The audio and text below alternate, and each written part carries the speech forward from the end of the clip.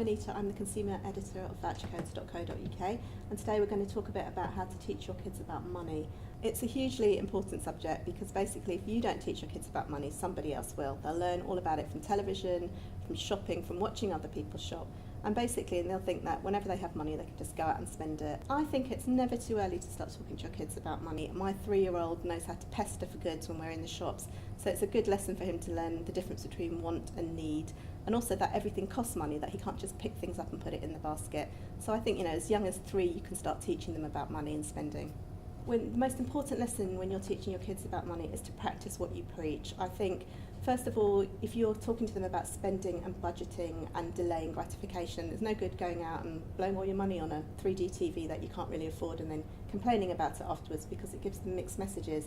So I think you need to show them the whole process of budgeting, shopping, whether you're online or in store, and also show them that actually it's worth it to sort of delay gratification and pay for things that you can afford. With very young kids, the best way to talk about money is to basically play games about it. I mean, there's loads of games on the market. There's Monopoly, there's the shopping game. I have a 3-year-old, and when we go shopping, we talk about things that he wants and things that he needs, and we kind of make it into a game. Like, he wants a new toy, but he doesn't need it, but we need food because he needs to eat.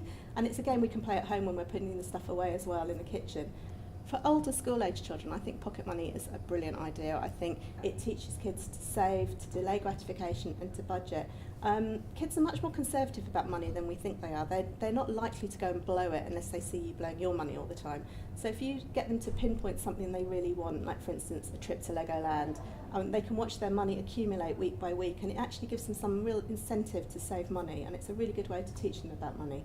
I think if you make money an easy subject in your household from an early age, where you talk about it little and often rather than having one big conversation, talking to teenagers about money is actually much easier than you might think.